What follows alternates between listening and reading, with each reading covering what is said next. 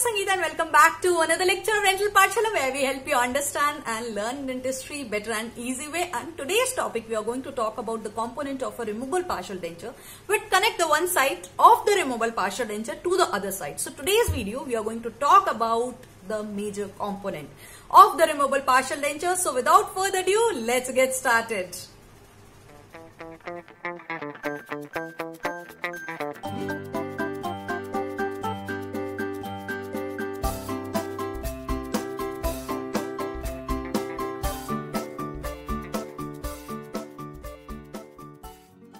So guys, your all-time favorite Dr. Sangeeta reporting, and today's video we are going to talk about the major connector in the maxilla.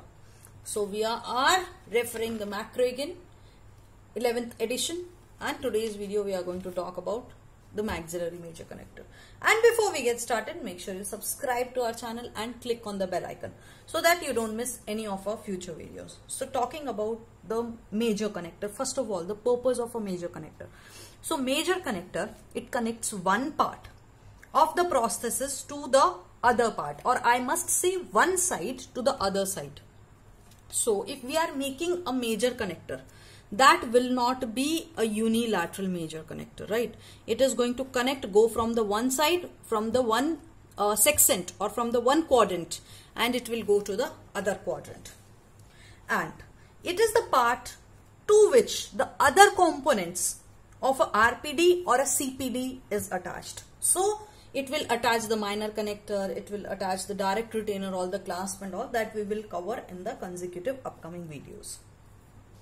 So the design of major connector will depend on the type of the edentulous space which is present. And this is the reason that we have studied all the Kennedy's classification, Applegate's rule, so that we know what kind of edentulous space is this and accordingly what kind of major connector we have to give.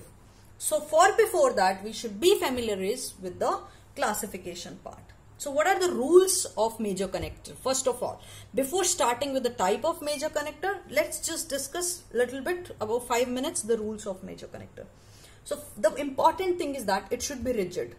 First of all, if forces are applied, it shouldn't break. And if we are talking about the upper, then it should be 6 millimeters away from the surface. So as you can see here, it is 6 millimeters away from the tissue surface, from the gingival crevices. If we talk about the lower one, so if you can see, it is showing 4 millimeters. So this basically typical is for labial bar. So if you can see, we will be covering in the mandibular, this specific thing we will be covering. So if you can see this labial bar, actually this labial bar is half pear shape. So this is going to be 4 millimeter, and above also there is 4 millimeter distance. So the total of 8 millimeter actually we need for keeping a labial bar. So let's just stick to the maxillary part. So maxillary is kept 6 millimeter away, mandibular is kept at least 4 millimeter away.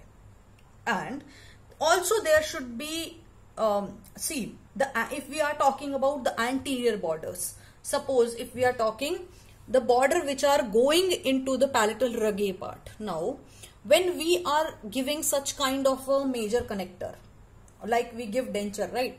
So we cover all the rugae parts. So whatever the depressions are there in the rugae, that also we will cover. So it will follow the whole anatomy of the mucosa. So that means it will follow the tissues which is coming between the rugae. So it will just follow the rugae pattern. And if we want to do any repair of the maxillary CPD, if we want to do repair of the maxillary fractured major connector, then we don't repair it. We reconstruct it, we make a new one. And the most common material which we use is the cobalt chromium alloy, because high strength, again high corrosion resistance, and this has a property of passivation. So what it does, it releases the chromium oxide. So this chromium oxide is actually helps in the resistance for the corrosion. And it is light in color, light in weight, because of this only we are using this. So the chromium, cobalt chromium, or we can say the stellite we can use. And if you are using gold, then you use the hardest kind of gold, which is the type 4 hard, extra hard. So type 1 is the soft, then hard, first of all soft, then we have in the medium, then hard, then extra hard, like that we have type 1, type 2, type 3, type 4, right? Alloys, all these alloys that will cover in the alloy. So what we do, while we are giving a palatal connector, we are pressing little bit of the surface inside. So what we are doing, actually we are little bit trimming the cast, whole of the cast. How much? 0.5 millimeter. So what we do, while we are giving a type of a palatal major connector, we will be covering the palatal major connector. Here we have the palatal kind of major connector. So we actually reduce the cast, except the rugae, we reduce up to 0.5 millimeter every surface, so that the retention is good, so that it contacts the tissue positively. But there are also bad part about it, that it is going to create the inflammation. So this is a disadvantage, we can say, of a palatal maxillary major connector. Then guys, of course we give relief with a 20 gauge wax. So maxillary palatal we don't give relief. And if we are giving the cast metal, then in the posterior region, if we are giving the cast metal, we do not provide the relief, right? Now coming to the types of the maxillary major connector. So we have, as you can see, this is a strap. So let's start from the basic. First of all, we give the bar type. This is the simple bar, right? So there is only one bar which is present in the palatal. So see guys, in the end they have given the summary for each type. So if you can see, they have given indications and then characteristics. So like that they have given. So but I want to show you diagrams and then I wanted to explain it to you. So this is a single palatal bar kind. So this is, see the bar, there is going to be a thin bar. So the main disadvantage of this is that it's not rigid, it's not hard, and it cannot take the whole load. So this is very rarely used. We don't use it much because it is not bulky, it is not rigid, and also it derives very less support from the palate. So we hardly use it, and whenever we are using it, we just use for class 3 cases. Very short span edentulous area. But we don't use it, actually rarely we use. So this single palatal bar, this width of this palatal bar is usually less than 8 millimeters. Okay. So talking about the palatal strap now. See, this is a palatal strap. Instead of a bar, so bar is like a rod. Okay. Strap is like this, broad one. So bar is rounded, thicker. Strap is thinner but wider. Okay, so this is the difference between the bar and the strap. So this is the bar. Now you can see the strap. Strap is rigid.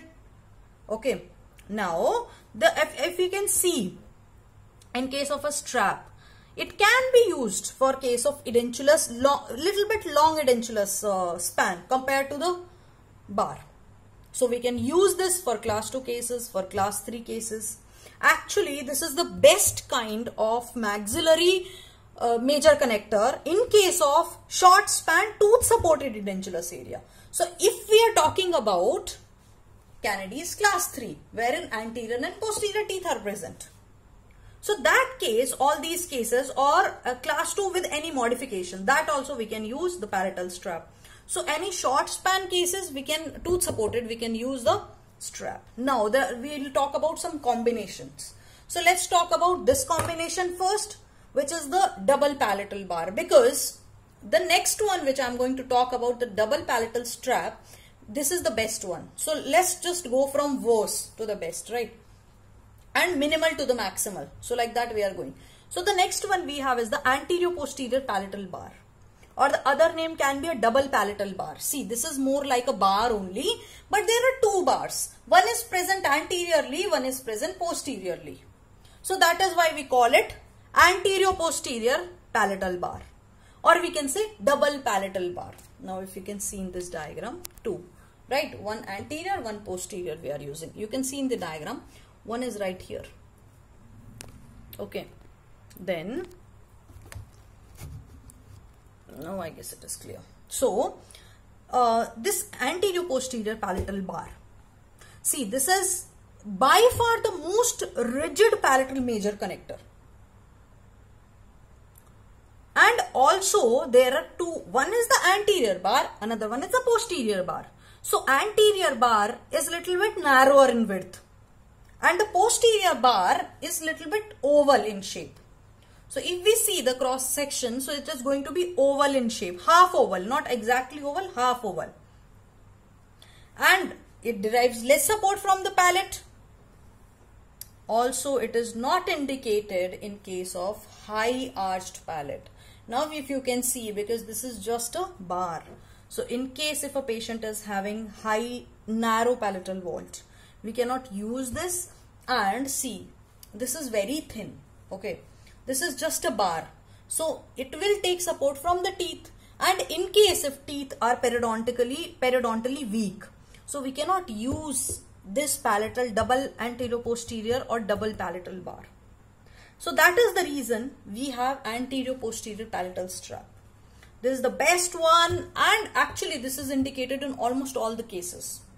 So if any missing space is there here and there, lot of modifications, modification 2, 3 like that. If lot of modification is present, then we can use this anterior posterior palatal strap. Now there are two straps, right? One in the anterior, one in the posterior. So anterior one is going to be in the rugae region. Again, it will follow the pattern of the rugae. The posterior one will be present at, as you can see, it will be present at the junction of soft palate and the hard palate. You can make out from the diagram itself. Also, remember this, diagrams, tables are there in each and every book. Please don't think that if you don't have McCragen, then you cannot read. Almost every book, the content is same, because wherever you want to use this, it will be used in all the situations. So books, none of the book is incorrect. So whatever material you have, you can read it from that. I'm just giving a medium to you to explain these things. You can follow any book you want. Okay. So, see, this is the best designed palatal major connector as far as we know. It has a good palatal support. We are talking about anterior posterior palatal strap. So, and see, there is a central opening also, if you can see. So, if any tori is present, that also we can use. And see, this space, sometimes what happens, in case of acrylic denture, the patient cannot feel anything. If he is drinking a tea, coffee, cold drinks, so they cannot feel because there is no sensation. So since here is an open, so they can have the taste sensation. So patients feel good having this. Next talking about our U shape. So this one is the U shape, right? Or we can say horseshoe shape palatal bar. Now this is the least desirable. We don't use this one because it has so many advantages. First of all, it has more lateral forces.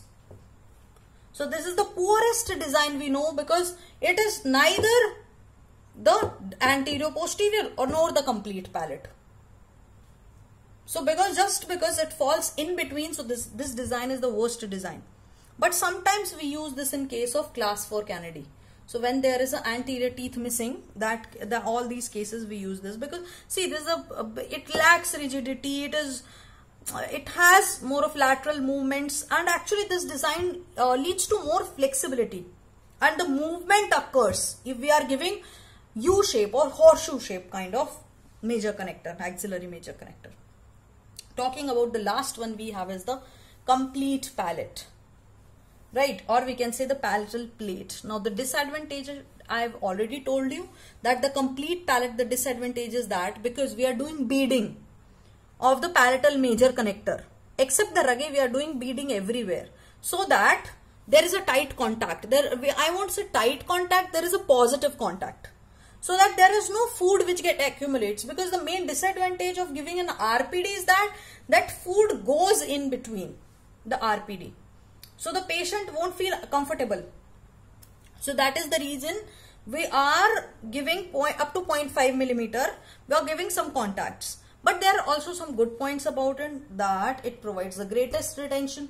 And suppose in case of a distal extension case is there along with the modification, then what do? We give the complete coverage, that is our complete palatal.